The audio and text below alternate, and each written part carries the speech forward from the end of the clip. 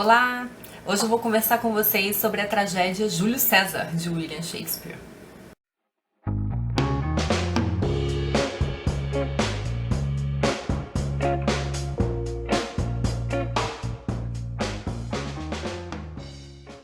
Júlio César é uma tragédia de 1599, mesmo ano de Henrique V, a última de que eu falei. E Júlio César, na verdade, dá início à fase das grandes tragédias que Shakespeare escreveu. E é uma peça mais abertamente política e ela fica assim meio um quê de drama histórico e tragédia. Mas como o Shakespeare não está falando da Inglaterra, ele pode lascar nas críticas porque é mais fácil de passar pelos censores, né? Eu já comentei aqui em algumas outras resenhas que o Shakespeare tinha muito essa preocupação, até pelo que aconteceu com outros dramaturgos da sua época, como Marlowe e Thomas Kyd, né? Que foram perseguidos, mortos, enfim. Então ele tinha que ter muito cuidado com o que ele estava falando. Mas quando ele não falava da Inglaterra, era mais tranquilo. Bom, Júlio César vai falar então sobre a conspiração, né, de Brutus e de Cássio contra Júlio César. O regime que tinha em Roma era a República, só que o Júlio César estava assim com muito prestígio, ele estava assim para virar imperador. As pessoas estavam dando muito apoio a ele e aí um grupo se juntou e começou a achar perigosa aquela ascensão. O Cássio e os demais conspiradores, que eram vários, eles eram mais ressentidos e invejosos, né, em relação a todo o prestígio do César, que além de muito poder tinha muito carisma. Enquanto que Brutus, que era o filho adotivo do César, ele tinha uma certa preocupação com a manutenção da República, porque ele achava que o César estava no caminho de se tornar um grande imperador, né? Então de acabar com a República. O Brutus não adere imediatamente à conspiração, ele está propenso a ela, mas é convencido depois pelo Cássio e pelos demais conspiradores, mas o Brutus meio que fica tentando se convencer de que a conspiração é válida. Por quê? Porque César não fez nada ainda, né? Então a conspiração ela toma corpo por aquilo que Júlio César poderia fazer, né? Que era instaurar o Império Romano, né? Não pelo que ele chegou a fazer, mas pelo que ele poderia fazer. Vou ler para vocês uma fala do Brutus. Ele tem de morrer, e quanto a mim, não tenho causa para repudiá-lo, senão a pública. Como isso mudaria? É a luz do sol que faz sair a cobra, exigindo cuidados ao pisar. Os senadores convidam então o Júlio César para ir à tribuna receber umas homenagens. Eles vão oferecer a coroa para ele. De início ele fica dizendo que não quero a coroa, mas depois ele resolve ir, apesar de péssimos presságios. Essa é uma peça que ela tem um caráter meio místico, meio mágico, né? Ela vai ter aparição de fantasmas, ela vai ter maus presságios, ela vai ter previsões. Então o Júlio César tem uns pesadelos, algumas pessoas têm maus presságios. Ele quase desiste de ir para o fórum, mas acaba resolvendo ir. E aí quando chega lá, acontece lá a famosa cena com todos os conspiradores que vão pedir a ele a libertação de um cara que se chamava Públio, esqueci o outro nome, mas enfim, Públio alguma coisa. E o César vai dizer que não quer. Isso era só um pretexto, né? Quando o César diz que não, que ele é firme, o que ele decidiu está decidido, os conspiradores se rebelam e apunhalam ele. Os conspiradores ficam meio surpresos porque o povo, ao invés de falar, nossa, olha aí os salvadores da República, ficam horrorizados, ficam desesperados, causam um certo pânico nas pessoas. E o Marco Antônio, que ele era um soldado, mas ele era uma espécie de assessor, ajudante do Júlio César, vai fazer uma longa defesa, vai ficar arrasado com isso, né? Ele era uma pessoa muito fiel ao Júlio César. O Cássio fica achando que eles têm que eliminar o Marco Antônio também, mas o Bruto diz, não, a gente não é carniceiro, a gente só matou o Júlio César para que a República não acabasse, a gente não vai fazer, não tem por que a gente matar Marco Antônio.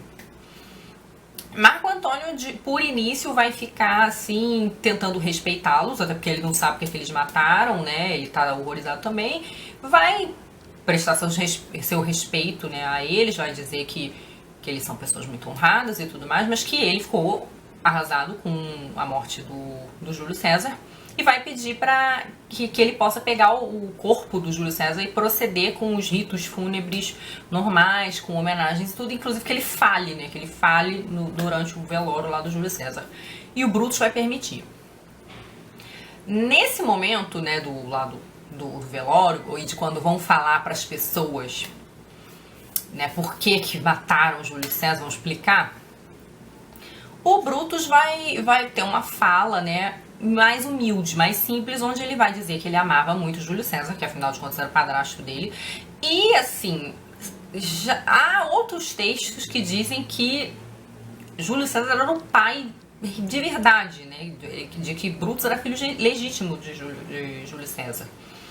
Mas nessa peça só trata como padrasto, né? E fica até uma dúvida de por que Shakespeare não explorou essa questão de parricídio mesmo na peça, né? Porque ele não botou essa questão do fato de Brutus possivelmente ser mesmo filho de Júlio César. Então ele vai dizer que tinha muito amor e que ele só fez o que fez, Brutus só matou Júlio César pelo bem da República.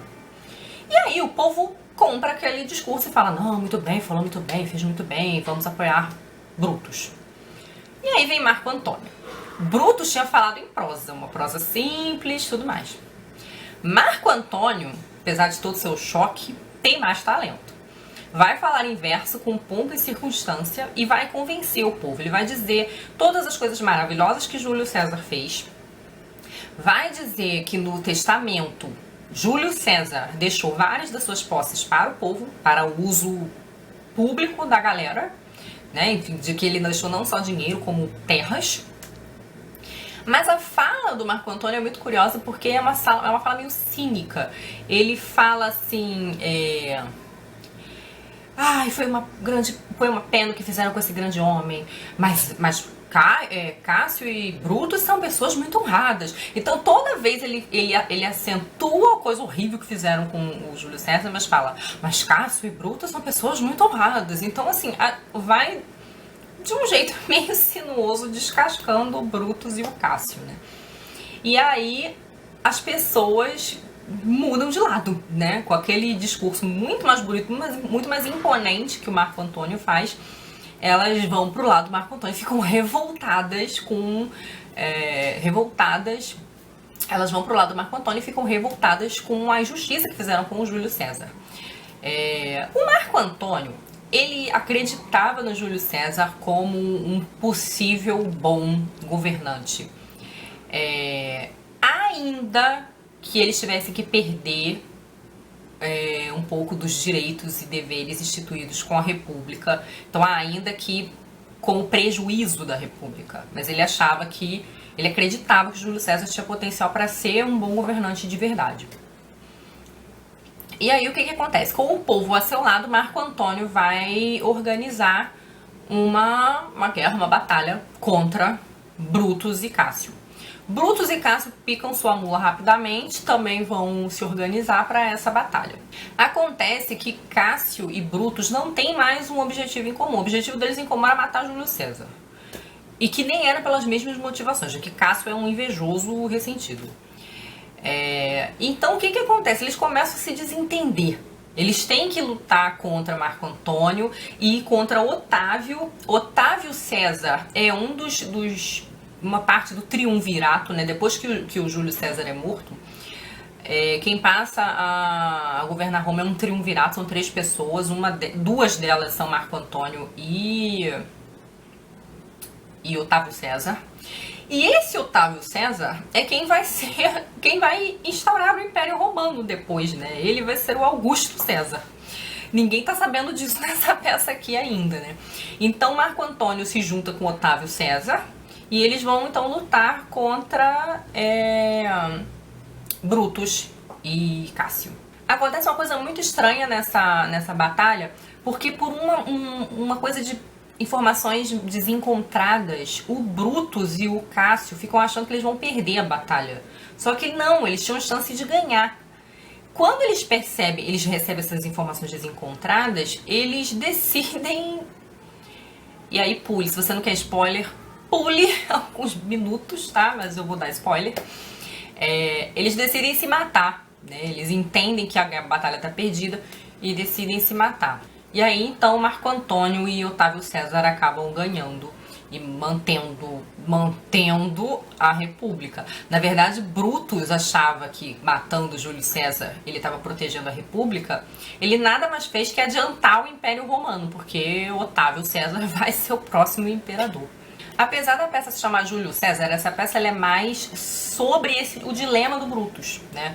E o Harold Bloom chega a dizer que o Brutus é o primeiro personagem intelectual do Shakespeare, né? Porque ele vai viver esse dilema de ter de matar uma pessoa muito querida para manter a República, sendo que uma série de críticos acredita que tem mais coisa nesse balaio aí do que só essa motivação, né? Então, de que Brutus poderia ter outras motivações mais obscuras, talvez mais ambiciosas, para matar Júlio César. Tem uma fala do Brutus muito interessante que me fez lembrar um pouco o dilema do Macbeth, quando Macbeth começa a se perguntar, né, a sofrer aquela tortura dele mesmo, né, dentro da sua cabeça, de se ele deve matar o rei e se tornar o rei ou não, se ele deve esperar o destino agir conforme a predição das bruxas, né? Então o Brutus vai entrar um pouco nesse dilema também quando ele diz assim: entre a realização de algum projeto pavoroso e a primeira ideia dele, o intervalo é um fantasma, um sonho horrível. O gênio e os mortais órgãos permanecem em conselho, ficando o estado do homem como um pequeno reino, a sofrer todos os males inerentes às revoltas.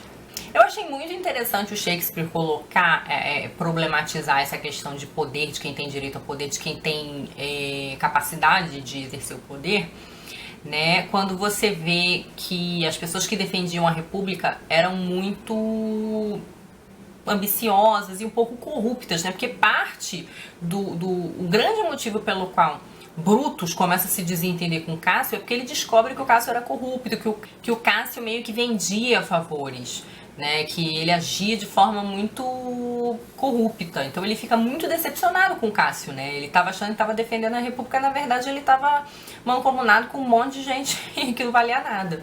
E César, que provavelmente teria sido um imperador, tinha muito mais carisma e aparentemente tinha feito muito mais, né, por Roma do que aqueles caras, né, do que aqueles conspiradores. Então, assim, é uma discussão interessante.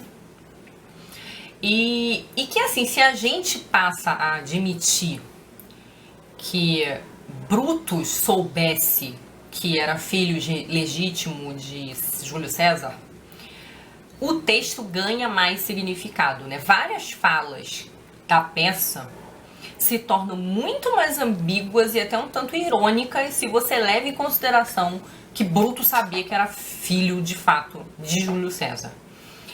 Então a comparação dele com Júlio César se torna muito mais forte na peça se a gente pensa nisso. O problema é que a gente não tem como saber, o Shakespeare não diz em nenhum momento, ele não cita na peça dele em nenhum momento isso, de que Brutus era filho legítimo de Júlio César. O Shakespeare, ele se inspira num texto de Plutarco, e no texto de Plutarco fica sugerido isso, né, que Brutus é filho de Júlio César.